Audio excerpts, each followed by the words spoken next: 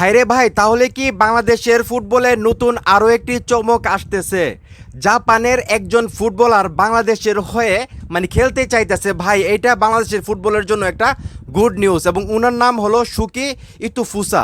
উনি নিজে থেকে বাফুফেকে জানিয়েছেন উনি বাংলাদেশের হয়ে ফুটবল ম্যাচ খেলতে চান। যদিও উনি জাপানের নাগরিক, কিন্তু উনার বাবা হলেন বাংলাদেশের এবং উনি কিন্তু সেই হিসেবে বাংলাদেশি অরিজিন এবং উনি কিন্তু নিজে থেকে চাইতেছে উনি বাংলাদেশের হয়ে ফুটবল খেলার জন্যে। ভাইরে ভাই, এই বিষয়গুলো দেখার পর কিন্তু আমরা বলতেই পারি যে বাংলাদেশের ফুটবলে ডে বাই ডে কিন্তু সুবাতাস বইতেছে। বাংলাদেশ চাইলেই কিন্তু এখন ভালো কিছু করতে পারে, যেখানে বাংলাদেশি বংশোদ্ভূত জাপানিজ ফুটবলার শুকি ইতুফুসা খেলতে চান বাংলাদেশের লাল সবুজের জার্সিতে। তো ওনার সম্পর্কে মোটামুটি যে ধারণাটা সেটা আমি আপনাদেরকে দিই। এখানে যেটা বলা হচ্ছে যে তিনি একজন জাপানি ফুটবলার, তবে তার বাবা বাংলাদেশি এবং মা জাপানি। ওনার বাবা বাংলাদেশি কিন্তু মা জাপানি। তবে তাই তিনি বাংলাদেশের হয়ে খেলার আগ্রহ প্রকাশ করেছেন বলে বিভিন্ন সূত্রে জানা যাচ্ছে। তো এটা কিন্তু আমি গতকাল রাত্রি জানতে পারছিলাম, তারপর আমি একটু অপেক্ষা করি, আপনারা ভালো করে জানেন, কারণ যে কোনো নিউজ আমি আপনাদেরকে দিব সেটা একটু যাচাই বাছাই করে দিতে চাই আর কি। একটু পরে দিলে তো সমস্যা নাই, কিন্তু উল্টাপাল্টা নিউজ দিলে তো আপনারা বিভ্রান্ত হবেন, সেই জন্য কিন্তু আমি সবাই পরে নিউজ হওয়ার চেষ্টা করি। তো যেখানে বলা হচ্ছে ওনার নাম হলো শুকি ইতুফুসা।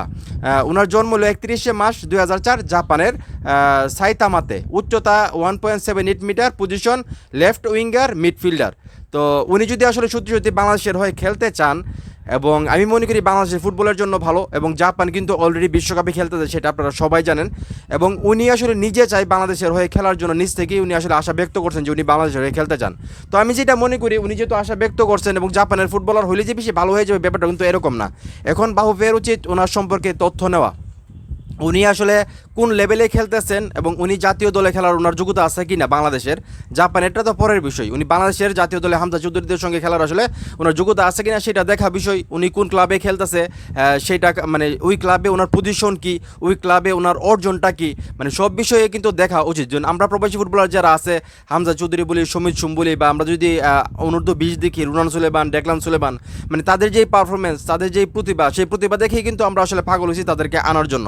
তো যেহেতু অনেক ফুটবলার, শুধু জাপানের এই যে ফুটবলারটা আছে ওনার নামটা আসলে সুজি কি নামটাই মন থাকে না, শুকি ইতুফুসা। তো ওনার মতো কিন্তু অনেক ফুটবলার আছে নিজে থেকে আসলে বাংলাদেশের হয়ে খেলতে চান।